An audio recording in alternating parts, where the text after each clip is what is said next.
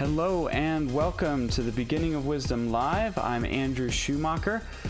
Hope you are having a wonderful evening. It is Tuesday night and I'm excited about tonight's show because we have a special guest on the line here with us, so it's going to be really cool. If you saw the title, you know, we're talking to R.L. Solberg, author of Torah-ism. And yeah, looking forward to it. Before we get started there, I do want to just remind you guys that, as we always do, because I'll probably forget this during the interview, but as we always do, we're going to have question and answer at the end. So in the chat, feel free to throw those questions in there, either for me or Mr. Solberg, and we'll figure out what he wants me to call him here as we get started. So let me go ahead and bring him on, and yeah, looking forward to it. All right, hello. How's it going? Good to get you on the line. I was told about your book by a commenter, a frequent commenter on the videos, and really enjoyed it. I did get a chance to read it and thought it was great.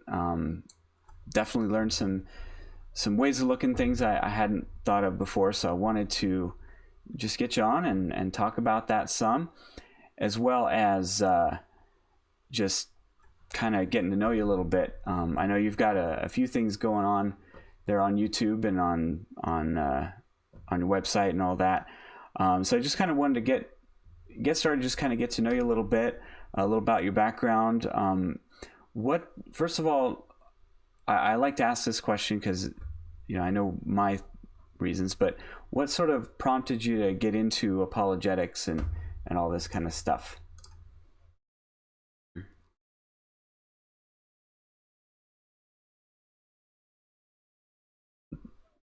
All right.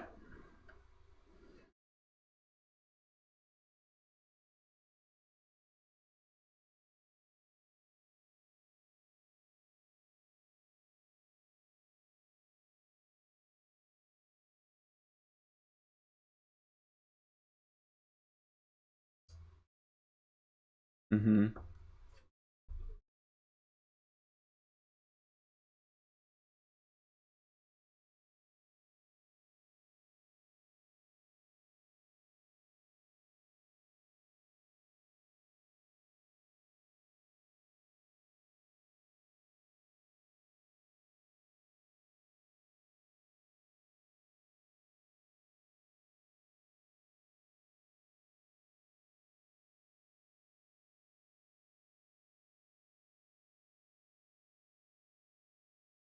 Yeah.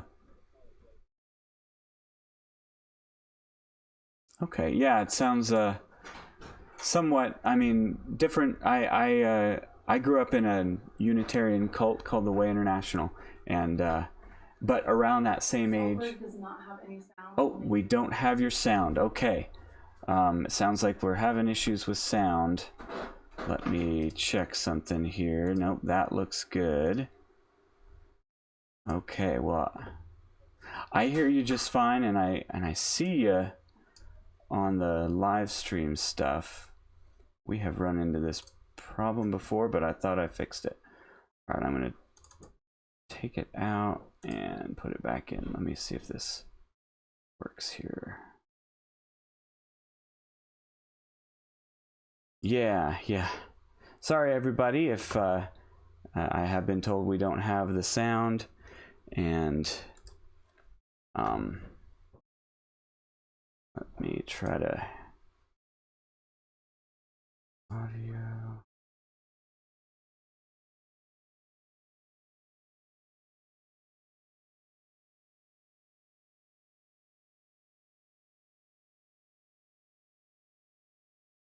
All right.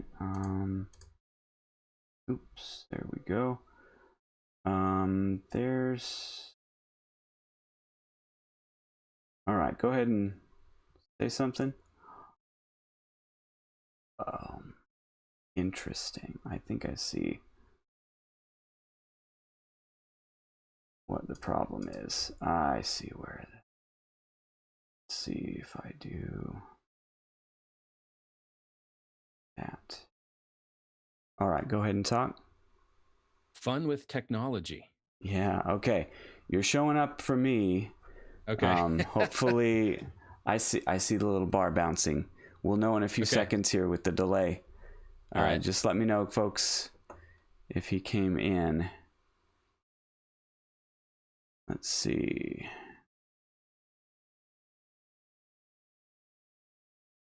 Still says nope. But Testing maybe, 1, 2, 3. Let me just go back over here and say, okay. Sounds like, yep, we've got the. All right. We've got you now.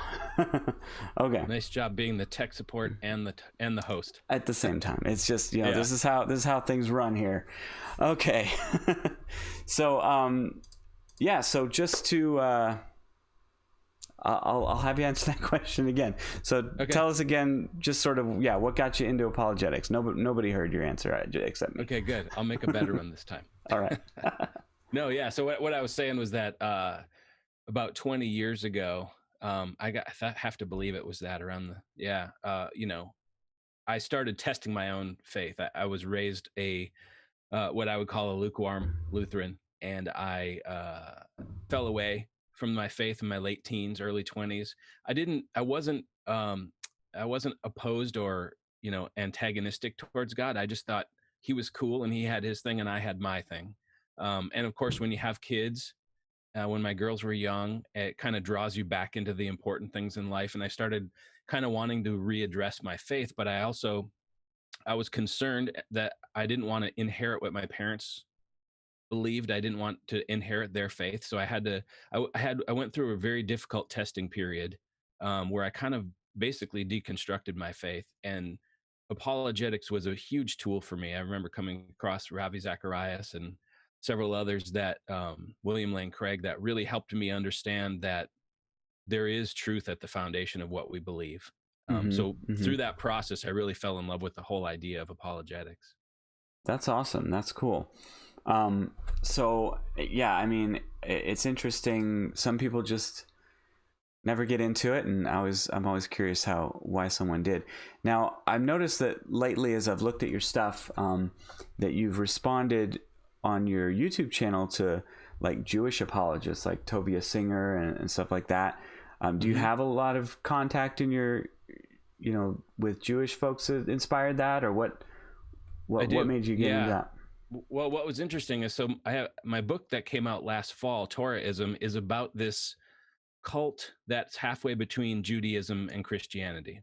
And so during the research for that book, I got a lot into Old Testament theology, and did a lot of research in those areas, and came across a lot of Jewish friends. So in some cases, they were my resource to understand what the Jewish perspective was.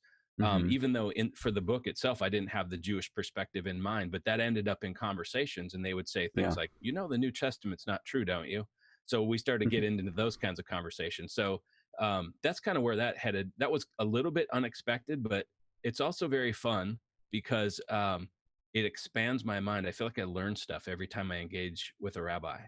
I learn a whole new perspective, and kind of there's this depth of understanding the Hebrew roots of where Christianity came from without sacrificing what Christianity is. And you start to get this almost like this technicolor picture of who Jesus was and what Christianity is when you start to understand those Hebrew foundations.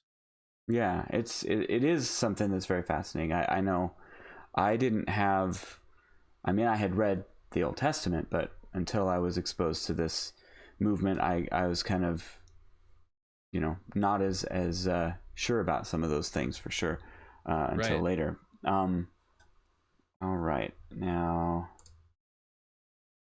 where did my notes go? Oh, I think they disappeared. So one thing that I also wanted to ask you was just, I guess, how did you sort of come to be connected with this issue, and what you call Torah-ism and you know, this movement. What exposed you to that prompted you to write this book? Yeah, that's interesting. It was in hindsight a very providential thing. So what it was, a couple years back, some friends of mine um, started posting some stuff on social media about how Christmas is a pagan holiday. Mm-hmm. And I've seen that a ton because I engage with atheists a lot, and you see that all the time. But I've never seen a Christian believer friend post something like that. So it really threw me for a loop. So Yeah. I kind of thought, all right, I'll jump in. What's going on here? Um, why do you say that? And we kind of began discussing it, and suddenly I realized he's not a Christian anymore. He had Mm-hmm. walked away from the faith, and now he's trying to live a Torah observant lifestyle, he was telling me. Mm-hmm. So in the pursuit and that conversation that we had, which I always call the rarest of all literary forms, it was a productive Facebook argument. It probably went on for 2 months, and I've got I ended up copying all the discussions down. It's about 50,000 words of discussion back and forth, and Mm-hmm. my friends are very they love God, and they're very steeped in scripture. So it became a deep theological discussion. And Mm-hmm. in the process of engaging with those friends, a lot of people outside of those friends who knew them or were somehow related to this idea of what I ended up calling Torah-ism, or Hebrew roots movement, or return to Torah movement, that kind of thing. Yeah. They started reaching out to me because it was a public conversation on social media. And they said, hey, thank you for sticking up for the Christian faith. We're completely confused by why they changed their mind, and they tell us stuff, and we know it's wrong, but we're not quite sure how to put our finger on it and discuss it with them. So in the process, what started out as a Facebook conversation turned into a few blog articles, and then it turned into a pastor friend of mine said, we've had this problem in our church, you might think about writing a book. So that's kind of how it came about. And the whole point of the book is all that research that I did, almost a year's worth of research. I thought maybe that should be out there for other folks who might be dealing with people that are thinking this or starting to believe in that direction. Mm-hmm. That while they still might believe that Jesus was the Messiah, they also say we have to keep the law of Moses, and it's this strange intermix. I was hopeful that when I thought I'll make a book, I was hopeful that it would become a good resource, and it has turned out to be that in interesting ways. Yeah. Like what are some ways some impacts that it's had? Well, recently, a gentleman from Spain reached out to me, Ruben, and he said, hey, I read your book. I really enjoyed it. I'd love to talk to you. I'm working on the same sort of situation here in Spain. And so we got on a Zoom call, which is, technology is amazing. Yep. Fortunately, he's fluent in English. Otherwise, it wouldn't have gone anywhere. He's working on a book. He's dealing with Hebrew roots movement in Spain. And what he described was the gypsies. The gypsies are a large people group in Spain. They're a minority, but they have evangelical churches all over. And some of the leadership of those churches are starting to get pulled into the Hebrew roots movement. Yeah. And apparently the gypsies, as a sort of nomadic people, identify with the Israelites who were wandering around the desert, and they kind of feel they really love that Jewish roots. But so it was interesting to see that it was kind of there was a worldwide impact for it, because I'm obviously I'm in Nashville, so I'm focused on the Western culture, and where I see that popping up in my own life. So it was really interesting to get a global perspective on it. Yeah, yeah. It definitely is in a lot of places, and I think it's interesting to think about how it would, deal with different cultures and things like that. But so let's talk a little about what the book's about and all that stuff. So this, I'm not sure if you're familiar with much of what I've been doing, but I do deal with this issue a lot. It's sort of one of the main focuses at this time, at least. But I wanted to get your perspective. How would you define Torah-ism as you call it, and what would you say is the main error or errors that you see, that the reason why you'd want to write something to stand up for Christianity in opposition? Okay. Yeah. So Torah-ism is a term that I coined because I couldn't find a good term that encompassed the range of beliefs that I was encountering. Mm-hmm. A lot of people, and I have noticed on your recent podcast, you've been really dealing with the Hebrew roots movement. So, Yeah. yeah, and that's great. And that's probably the most well-known arm of what I'm calling Torahism, but it's really defined. There's kind of three things that make something Torahism in terms of what I was calling it in the book. Number one is that they accept Jesus as the Messiah. So they Mm-hmm. don't have any qualms with that. They're not leaving that behind. But at the same time, they claim that we should be following the Torah, the laws that God gave to Israel on Mount Sinai through Mm-hmm. Moses. So they are claiming that those laws are still applicable. Christians never should have left them behind. So that includes things like Saturday Sabbath, all the dietary restrictions, the Mm-hmm. purification rituals, the yearly feasts, all that kind of stuff. They believe that we are required to follow that. Mm-hmm. And then the third thing that I've noticed that's very common, actually, um, it's completely, from my experience, 100% of the people I've talked to Mm-hmm. are former Christians.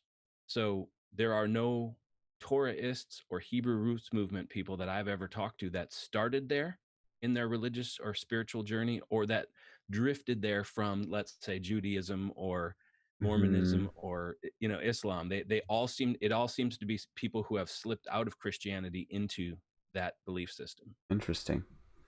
Yeah. Yeah, that's kind of, to me, the insidious side of it too. You Mm-hmm. know.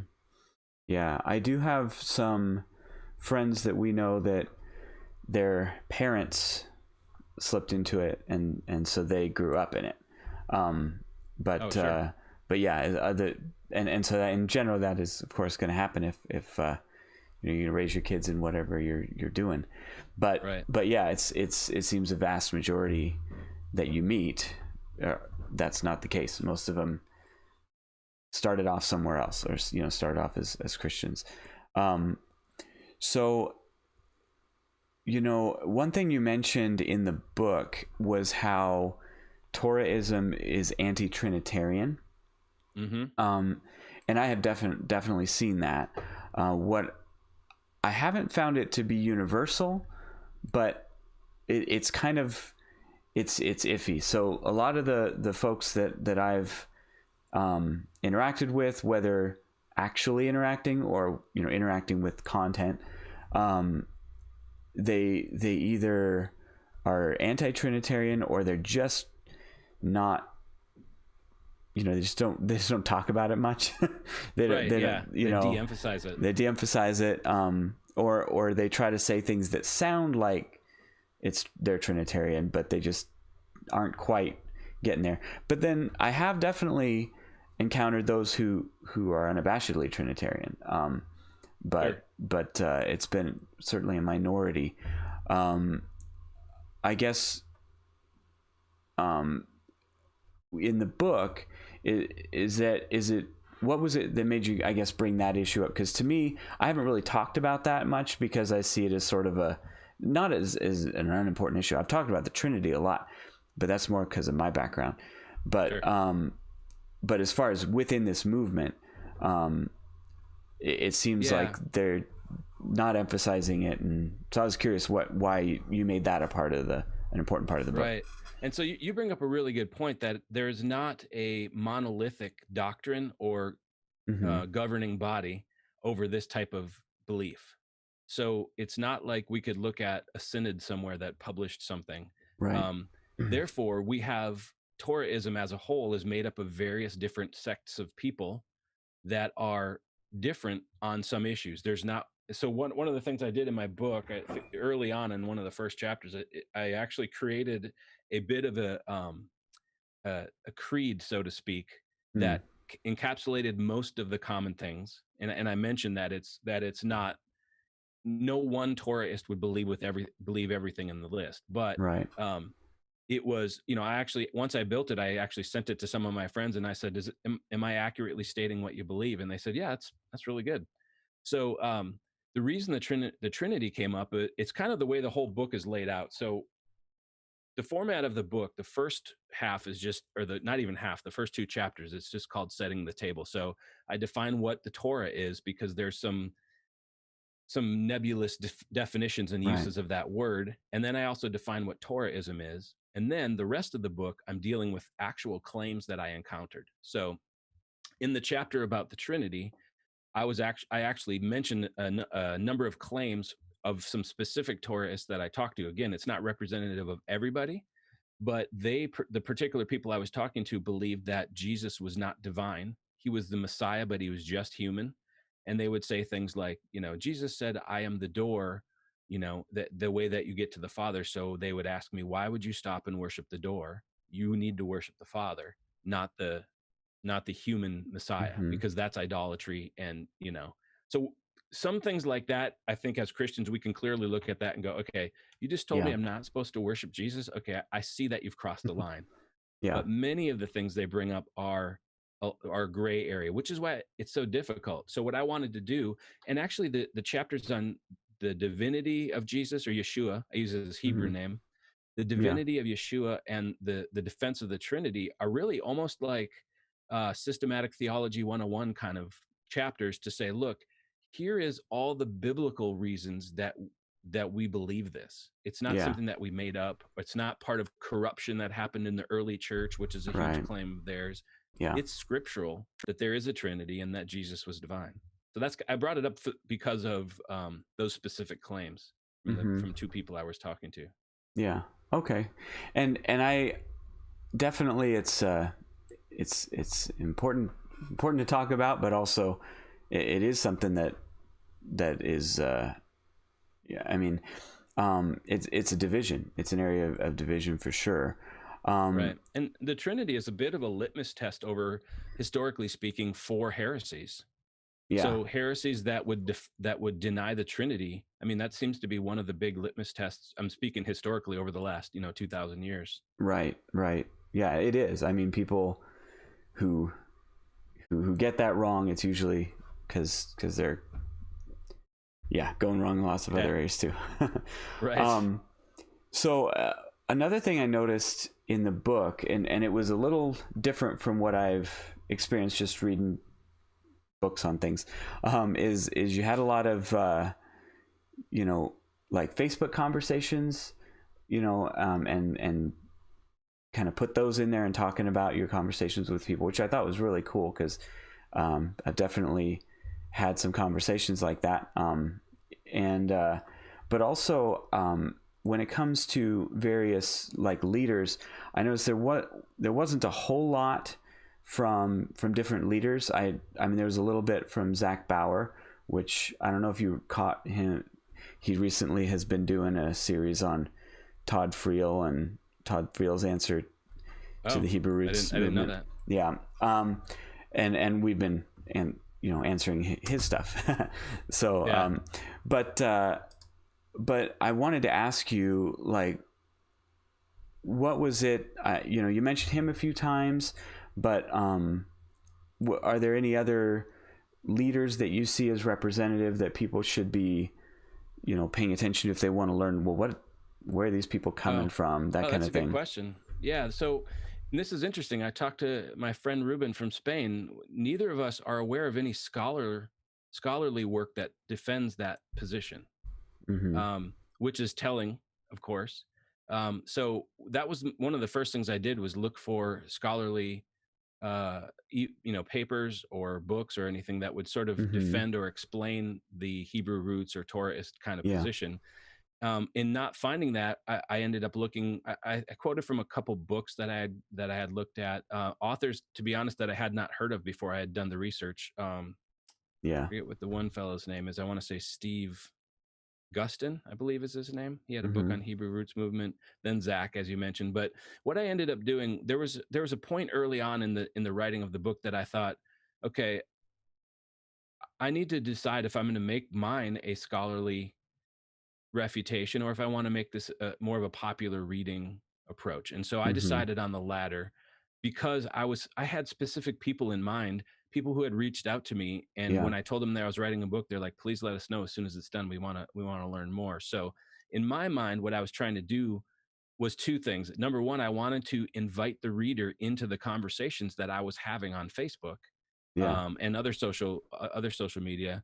I wanted to kind of invite them into the real world conversations they may have with other folks. And Mm-hmm. secondly, I thought it was really important that I didn't set up a straw man by inflating or changing my opponent's position, or kind of quoting them in a certain way, or paraphrasing them in a certain way. So I wanted to use as much as possible real actual statements from folks. That's why there's so many quotes throughout the book from Torahist friends that I've engaged with. And it's interesting Mm-hmm. too, because when you get to that point where you're Facebook is a whole different communication medium. So when it came time for me to grab some of these quotes and put them in the book, I actually ended up doing a bit of cleanup on the quotes, not to change the meaning, but fix the punctuation and the Right. spelling and the all caps and all that to make it more readable.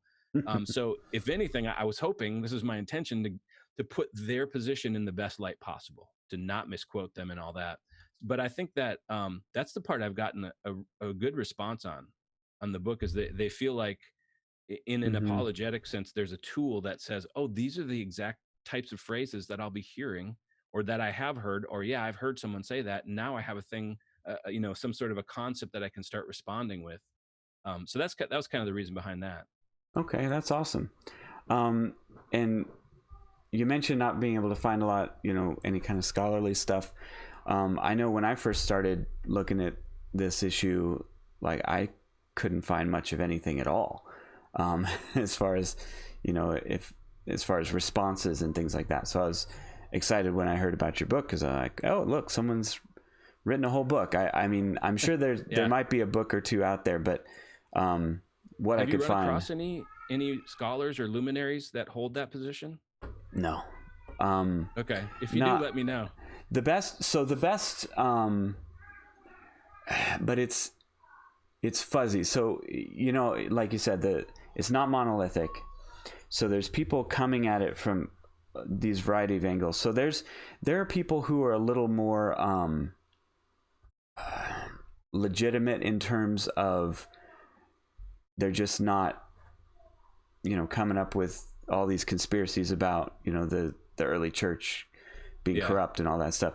They're but that's not, it's not so much that it's I don't feel like I'm that good of a judge of scholarship. I pretty much use really good scholarly stuff for me.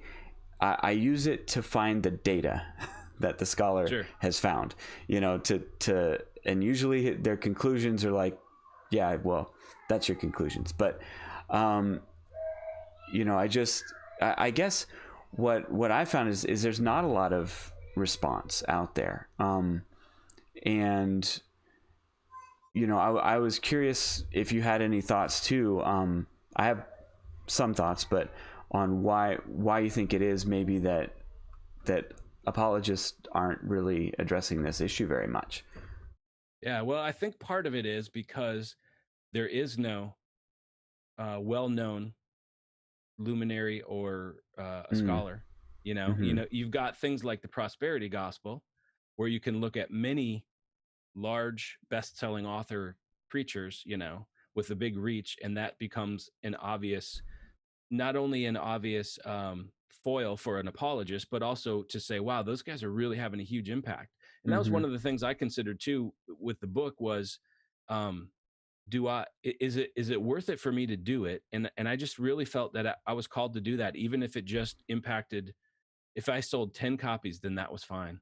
Mm-hmm. Because I needed to respond. I felt a burden from the Lord to respond to what I was hearing, because people were being, I even had people come to me and say, hey, our kids play with their kids, meaning my friends that I was interacting with, and their kids are telling our kids this weird stuff, and we don't know what's going on. So I felt like there was even if it was small, there was a real need out there. Mm-hmm. And the need's actually a lot bigger than I thought, which is interesting. So maybe, who knows, God leads us where places we might not see what's going Yeah. on. But so that's really cool. And then it's really led me into, interestingly, I think, a really growing passion for the Hebrew roots of the Christian faith.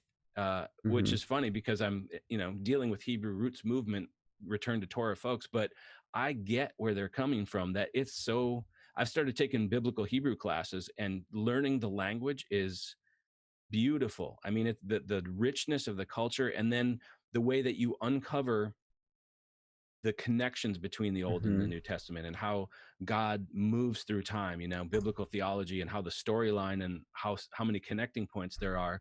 I've found myself absolutely fascinated with it.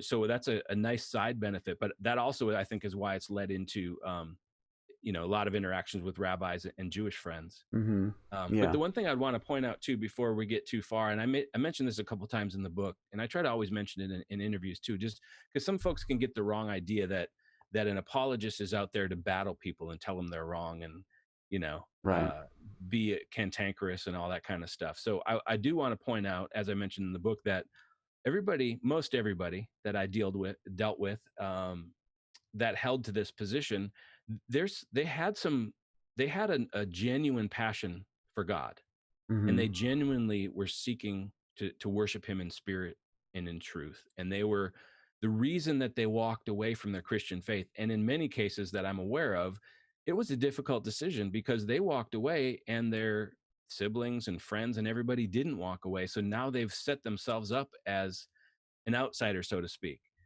So there is there's some respect due to someone that believes so deeply in their convictions that they're willing to make that kind of a life change. That they're willing to search the scriptures and all that. Now, that said, they have wandered off the path unknowingly, I believe. So my whole point in mentioning that is, when I'm talking to someone, I don't want it to be an us versus them type of confrontational discussion. I want it to be, hey, let's sit down, let's have some coffee, and let's talk about what this means to you and what it means, how maybe, what if it means this, you know what I mean? So it's more of a reconciliation attempt than an attempt to point fingers and cast people out of God's kingdom. But at the same time, I feel like apologists are very much burdened with the simple fact of generating good theology to overcome bad theology. So there is that, it's the grace and truth thing that we see in Jesus. We can't let it go, but at the same time, we should do it, like Peter says, with gentleness and respect.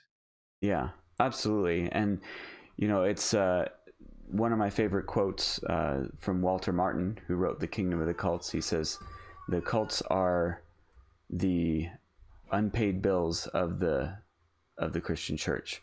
That when you have groups come up that have some kind of erroneous theology, it's because the church has not done a good job of really understanding that theology, biblically and thoroughly. And so totally it creates that weak point. Yeah. Right. So I guess what I want to do, because I want to make sure to get some of this stuff that I know folks are curious about. So I wanted you to talk about a couple things, just how, from your book that I thought were fascinating, when that I never really thought of the way that you put them, so I wanted to bring them up. Okay. But also just ask you a couple questions, some sort of basic arguments that you might hear from someone in a Torahist, so to speak, and sure. See how you respond to those. But the first question, and this is, I thought, one of the high points of the book, was when you're talking about the sacrifices and talking about how and I would read the whole section, but it's kind of long with the art as a conversation between you and Sue, and oh right, yeah, okay. And about asking about sacrifices for sin, and I've gotten this a lot too. I've talked about how those, look at the book of Hebrews, those are fulfilled in Christ, and fulfilled meaning they're done. We don't offer bulls and goats for sin anymore. Right. We wouldn't, because of Jesus. And there are some who agree with that. There are some that I've responded to on this channel that say, no, yeah, those are definitely no more. But they still think that the other sacrifices are still valid if there were a temple and priesthood. I wanted you to talk about just the argument that you put forth in the book about why the fact that if even the sin sacrifices are gone, then it's a huge issue.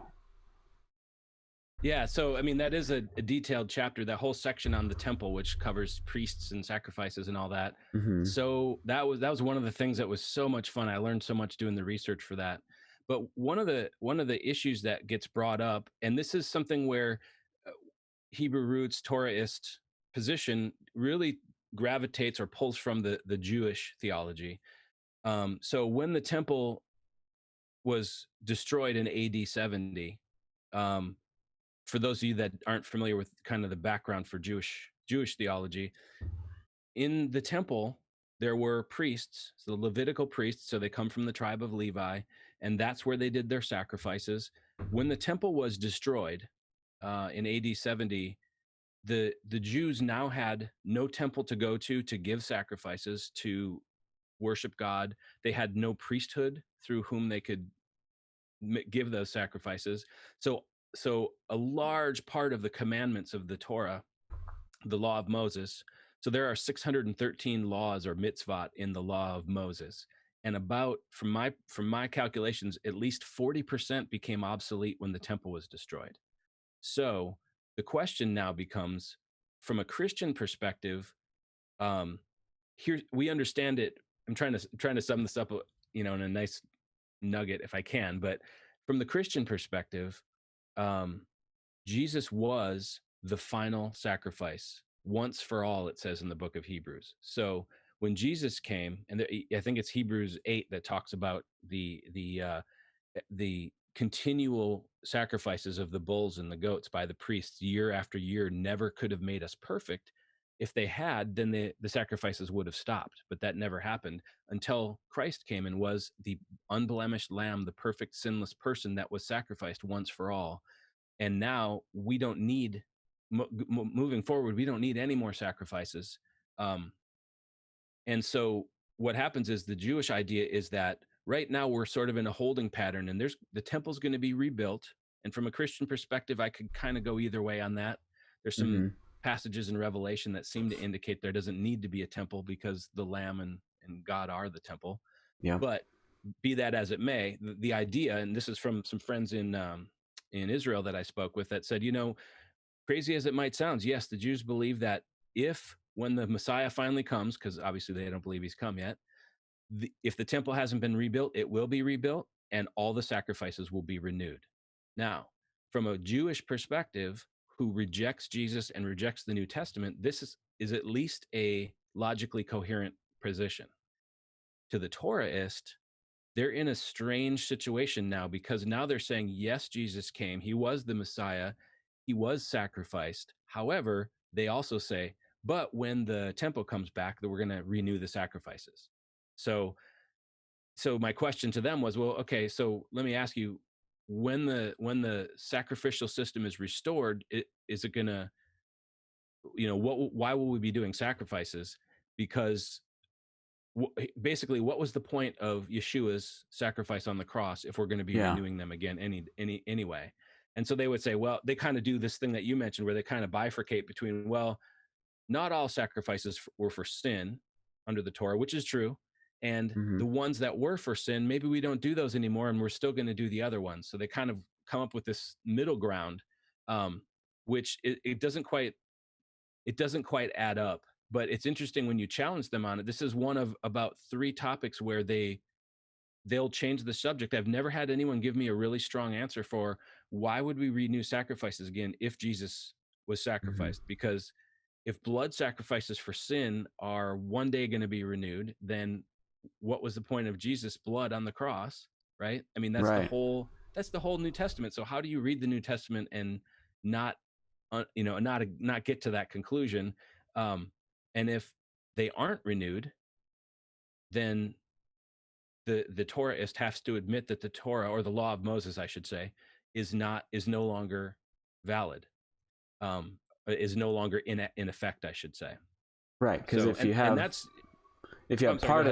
part of it is definitely ended by God.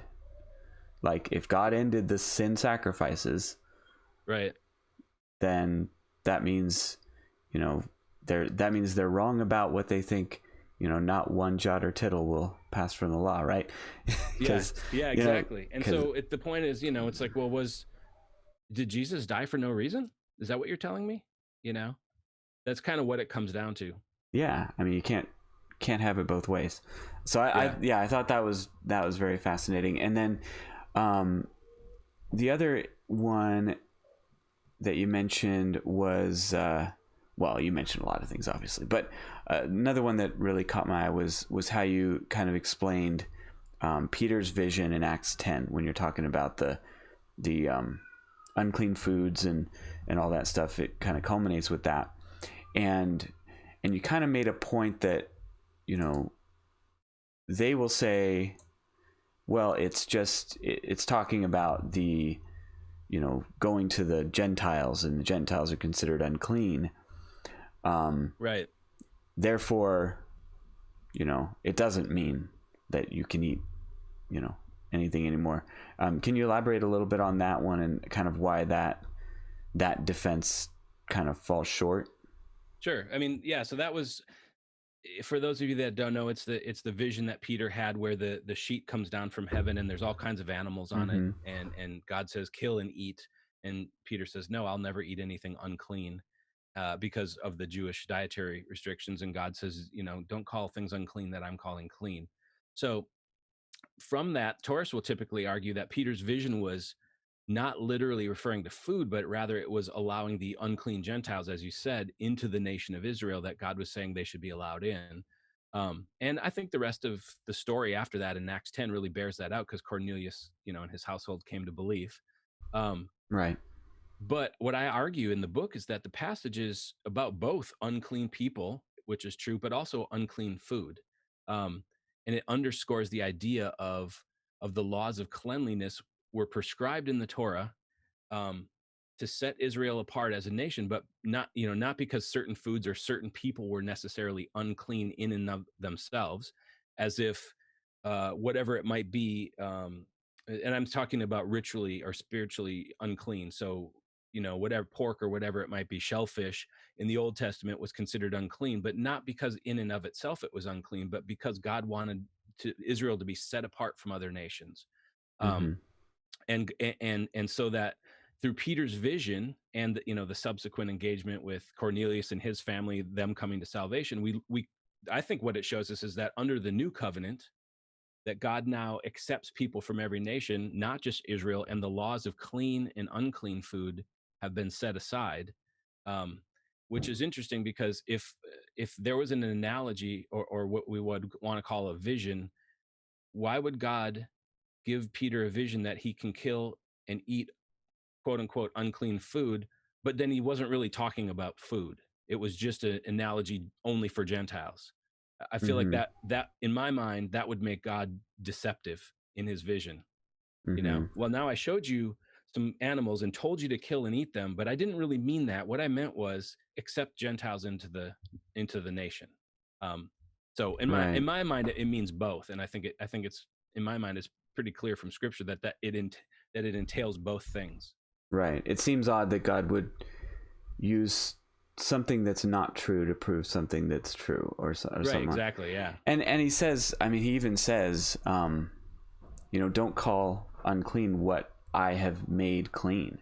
Yeah, exactly. And the ironic part about it is that, yes, the Jews considered the Gentiles unclean, but the Torah never called the Gentiles unclean. That's a good point. It talked about the cleanliness laws and the unclean food to separate the Jews from the Gentiles, but it never actually said Gentiles are unclean. And so, yeah, that's a great point. God didn't have to make them clean. There's only one thing God could make clean that was unclean before. Obviously it's all symbolic. We're all unclean before Jesus makes us clean. But the point being, if I've made something clean, don't call it unclean. And he's talking about the food. But all right. So let me see. I wanted we'll do I got time for a couple more things, and then we'll jump into our Q&A. Sounds good. So I wanted to see, I was curious if you had, I've got time for this. So I'm gonna throw a couple of arguments at you. Just these are pretty common, but I just want to hear, because it's because they're so common that I kind of want to get your take on it. So you meet someone who comes up and says, hey, the reason I am Torah observant is because I just think we should walk as Jesus walked, and Jesus kept the feast. So why wouldn't we do that?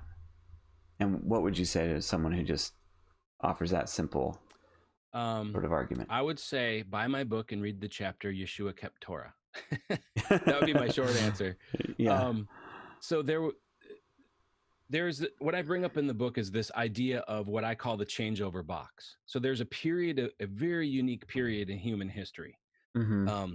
Now that's one of the amazing things about the Christian faith is it's not just some nebulous thing. It's grounded in a historical event that if that event isn't true, then Christianity is, like Paul says, we're all lost. Right. So what I would say about Yeshua kept Torah is one needs to understand the context of that unique period in human history. So we've got this idea of it goes from the ministry of Jesus, which is the year about AD 30, up till the destruction of the temple, AD 70. There's this 40-year kind of window in which we have both systems kind of running parallel, Judaism and the new Christianity, what would be called eventually Christianity.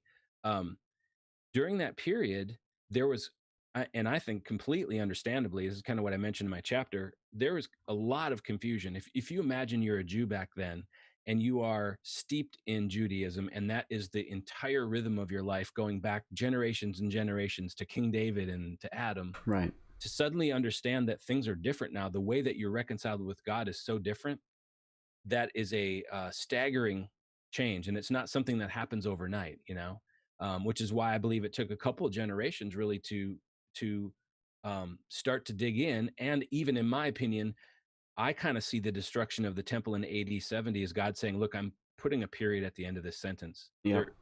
We don't need to do that anymore. And so the book of Hebrews was entirely written to Jewish Christians who were wanting to go back to the old way. So the book of Hebrews is a good book to look at. But what I would say is that, Jesus kept Torah, and Torah was still active when he was on the earth. The new covenant began, as he said at the Last Supper, this wine is my blood. It's the new covenant in my blood. So as I see it, the new covenant took effect after his resurrection, or upon his resurrection, the new covenant went into effect. And as it says again in Hebrews 8:13, I believe it is, that when Jeremiah called the new covenant new, it meant the old covenant was old and it was outdated and it was soon going to be obsolete. Those are almost fighting words for a Torahist to say that the Torah is obsolete or outdated, but they're biblical words. And what it means, it doesn't mean that the Torah wasn't God's perfect law that he gave to Israel. It means it was only meant for a time. And when Jesus came and the new covenant came, even though Jesus followed Torah in his earthly ministry because he was an observant Jew and he had to live a perfect life, once he was resurrected, we were under a new covenant. And so Torah is no longer required of us. Actually, let me offer one distinction here. This is one that got me into so much trouble in the first few months of engaging with folks. I'm interchangeably using the terms Torah and law of Moses, but they actually need to be separated. So the law of Moses, which was the terms of the old covenant, is what has come to an end. The Torah, which means the first 5 books of the Bible, technically speaking, as Christians, that is scripture. So we're under its authority. So I don't want to throw that out and say, don't read the first 5 books of the Bible. They are vital to our faith. But I'm just saying, I should be more clear. The law of Moses is what became obsolete when Jesus was resurrected. Yeah. And it's tough when folks don't, they just don't care about being clear sometimes. Right. Yeah. Well, I can't even tell you how much trouble that led me in. That's why my first 2 books are all about, my first 2 chapters of the book are all about definitions. Yeah. Because you have to get those clear. because I don't want anyone hearing that I'm trying to throw out the Torah, right, as the as the Pentateuch. Right. And there's multiple definitions for that term in the scriptures themselves, how they refer to it. So what would you say when someone says, oh, well, Paul didn't teach against, keeping the law of Moses because he says in Romans, we uphold the law. What do you think? How do you respond when someone says that Paul says, well, we uphold the law, so you should be Torah observant? Yeah. So this is a common issue that I've seen. What the first thing I would say is, hey, I think you need to do a deeper research on the understanding of Paul's body of teaching about the law, because to pull out one verse out of context is dangerous, and I see that happen a lot. Yeah. So when we look at the balance of everything Paul taught, it's really clear. I mean, and my book obviously is full of biblical citations of those things, but I think I would point someone to like Galatians 3 is a really good one. 20, late 20, early 20s, 22 verses, 22 through 25, something like that, where he talks about the law was our guardian until Christ came, right? And then so that we might be justified by faith, he says, not works. And then now the faith has come. Now our faith in Jesus has come. We're no longer under a guardian. Right. So that is, I think that particular verse that I mentioned is more representative of Paul's body of teaching on the law in his books. Yeah. Cool. All right. One more question from me, and then we'll go to questions from the audience. And just want to remind everybody that if you didn't hear it before, and if this is your first time seeing the show, then if you're in the chat and you have any questions for myself or Rob, definitely throw those in there and we will try to get to them. And you know what? I am actually I'm just going to shelf my last question because we've got a few good ones there, and we're coming up on time. So, all right. Okay. So let me make sure I have a couple places. Let me go ahead and pull it up here. I want to make sure I don't miss any of them. Okay. So the first question here, this is from Dustin Neely. He says, do you think the Protestant rejection of sacraments has led to a hunger for Judaic practices, such as wearing tzitzit, kissing mezuzah, blowing shofar, lighting Shabbat candles, etc.? Interesting. That's a good question, Dustin. I think the two sacraments that the Protestant church as a whole recognize of baptism and the Lord's Supper, I have heard, it's hard for me to say because my church does both in spades and they're amazing at that. But I have heard that there are more churches that are moving away from that. And that is a concern for me. And I do have, and this is just my speculation, I have no data to back this up just based on anecdotal conversations I've had, but I do feel like part of the appeal of Torah-ism or Hebrew roots is the idea that it's more, I want to say works based. I don't necessarily mean that in a bad way, but it's more formal.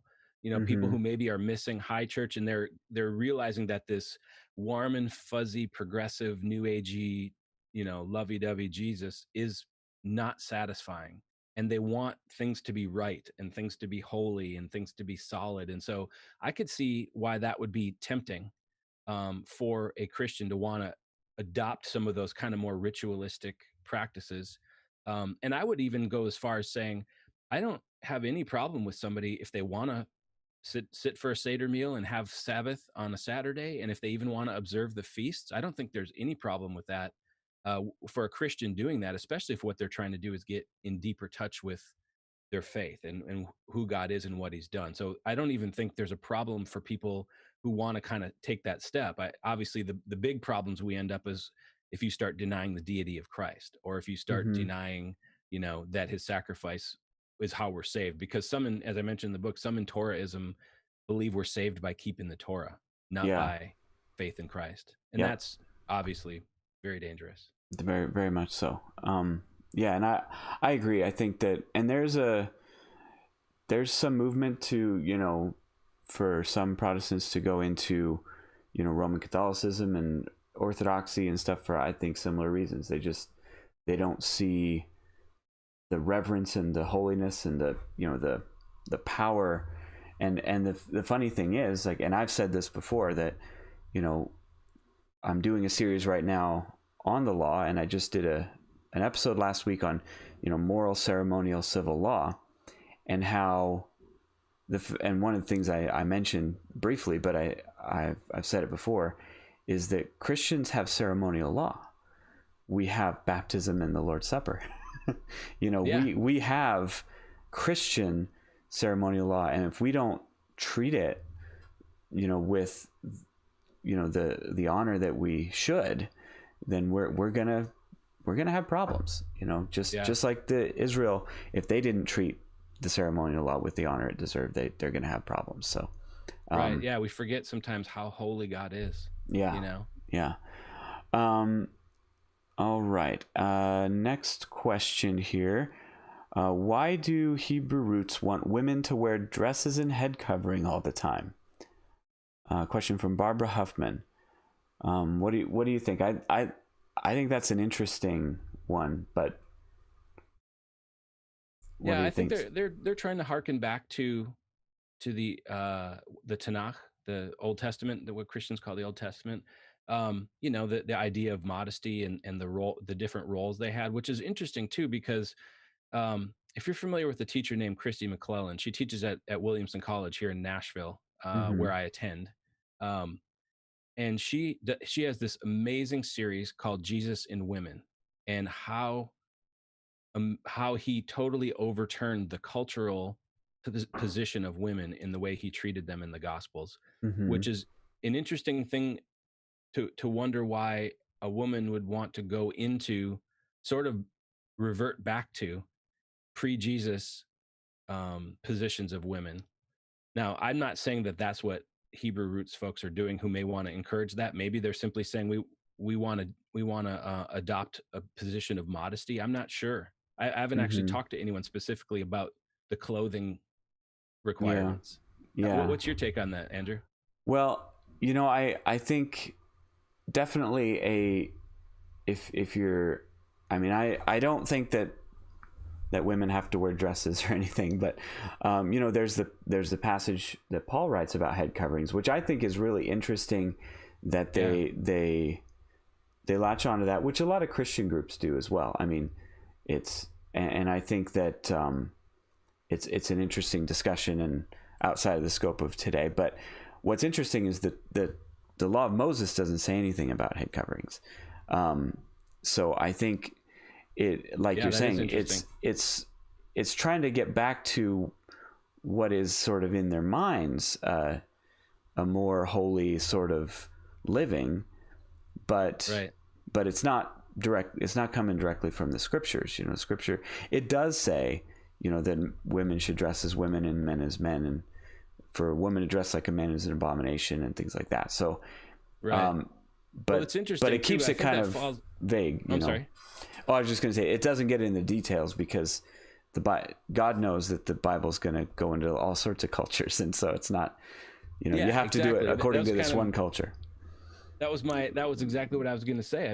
There's the concept of adiaphora, right, which is the issues that aren't essential to the faith and which Scripture neither mandates or forbids. So it's this kind of idea that there's a freedom out there for us. And I remember I can't remember which book it was in. C.S. Lewis talked about that.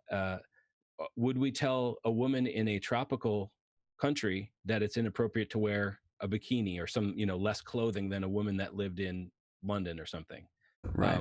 There's cultural appropriateness that we need to account for as well, and freedom in Christ. Yeah. All right, and it looks like I got one more here. It says, question your this is from Smyrna Mountain. Says, question your response to Torah observers saying it's a renewed covenant. Have heard them say that the original language means renewed, so as opposed to the new covenant. They say, no, it's a renewed covenant.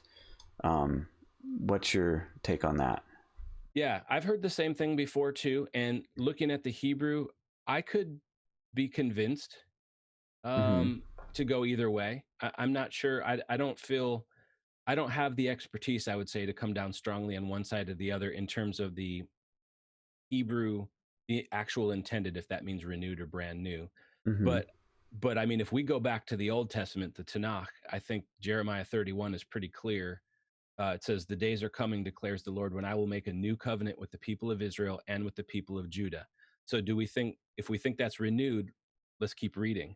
"It will not be like the covenant I made with their ancestors when I took them by hand out of Egypt, because they broke my covenant, Mm-hmm. though I was a husband to them, declares the Lord. This is the covenant I will make with the people." And he talks about, putting laws in their minds and writing it on their heart and stuff. So I think whether it's renewed or new, I think Mm-hmm. I think the spirit of it, the concept of it, is that it's a new covenant. Yeah. For two reasons. Number one, because of Jeremiah 31, which I just read, which distinguishes between the new and the old. It's not going to be like the old one, it says. And then also, again, I'll point again to the book of Hebrews that says the old covenant is outdated and obsolete, and the new Mm-hmm. one is now what's in effect. So if you look at Hebrews chapter 8, I think that's pretty clear. So Mm-hmm. how we parse the Hebrew word, I think the concept is that it's a new covenant, not just a warmed over version of the old one. Yeah. Yeah. And I would agree. I think, and I'm not an expert on the Hebrew either, but or the Greek potentially also, and because as Hebrews quotes it, but yeah, that's yeah. I mean, context gives you some stuff. Okay, so I've got a couple more questions just came in here. So Okay, let's see. So Francisco RM says, "What would your response to the two house theory about the Ephraim root?" So, are you familiar with two house theory, lost tribes, yeah, I think Gentiles? we're talking about the split of the kingdom into the 10 tribes and the 2 tribes. Yeah. So I don't have deep knowledge of that, so I'll hold off on making any really detailed comments, but I will point to the fact that our entrance into God's family is no longer a matter of our ancestry. It's a matter of faith. So wherever our ancestry came from, we are grafted in, and through the faith. We're Abraham's seed, Paul says, based on our faith, not based on the ancestry we came from. So that said, I would add a couple other things. I am not I don't believe that the church replaces Israel. So the replacement theology, I don't think that's true at all. I believe that Jesus was a Jewish Messiah. All the writers of the New Testament were Jews, written in a Jewish culture. Christianity is a Jewish religion at its foundation. I'll admit that. But again, it's radically been transformed since the kingdom split. So how we reconcile it, and Ephraim and the 2 houses and all that, I guess that's all I'll say. Okay. I don't want to get too far into topics I'm not that I don't have any expertise on. And I would say, to answer that, Francisco, I don't know if you have seen how long you've been watching this channel, but I did an episode on that almost a year ago ish, and it's something called "Are the Gentiles the Lost Tribes" or something, and yeah, there's a couple things you can take. One of them you can get right from Jeremiah 31, where it does say, and I think this is what prompted the question, because Jeremiah 31 says, "I'll make a covenant with the house of Israel and the house of Judah." See, there's the 2 houses. Yeah. But then you keep reading everything. Okay, God's going to make a covenant with the 2 houses, and everything else is addressed to the house of Israel for the rest of it. So because it's all one is kind of the point. And there's a lot of other texts and things we could go into, but that's what I'd refer anybody to check that episode out. It almost feels like it's a replacement theology in reverse. Kind of. Yeah, like interesting. Yeah, some people say the Jewish nation doesn't matter, and this is saying the Gentiles don't matter. Where right. Yeah. Or Gentiles just code for for lost tribes and stuff like that. Yeah, and I think in general, I'll just say one last thing. The problem I have with those types of theories is that I feel like they bring division instead of the unity of the body of Christ. You know. Yeah. Where as Paul says, you know, neither Jew nor Greek nor male or female, etc. We're all one in Christ. I think that's the important point. Right. Yeah, definitely. Okay, and I'm only allowing one more because we're 8 minutes over. So Okay. one more question, and it's the last one at this moment. From God First question, I've been reading Solberg's book. I really like what I've read so far. Is he thinking on offering Spanish translation of the book? Oh, that's interesting. Well, you had your friend in Spain. Interesting. Yeah, and you know what he does for a living? He's a translator. So he translates theological books from English to Spanish and back and forth. So my book was published on Williamson College Press. There are no current plans for a Spanish version, but certainly if the need came up, I'm sure they would be open to that, especially if I could help out. if I said, hey, I got a guy that could do it. So yeah, so currently there's no plans, unfortunately, but feel free to send me a note. My website is rlsolberg.com. You can go there and shoot me an email, or Torahismbook.com, and let me know that. I'll certainly pass it along to the publisher that there's an interest in that. Cool. And that was going to lead me to my last couple things here. So first of all, thank you so much for coming. And thank you, Andrew. I appreciate it. It's been awesome. And I wanted to ask, right now, these days, what are you working on now? Obviously, you wrote a book. Are you working on any new projects? Got anything in the works, or things that you're going to do next? Or a lot of my time's taken up with my classes. I'm about 8 months away from getting a master's degree, God willing, in theological studies from Williamson College. And so part of that, I'm doing a lot of research on what they call the parting of the ways, which is where Judaism branched off into Christianity. So working on a big capstone project, which may actually be the nuggets of a new book, that talk about things like what was the first century understanding from a Jewish perspective of who the Messiah would be?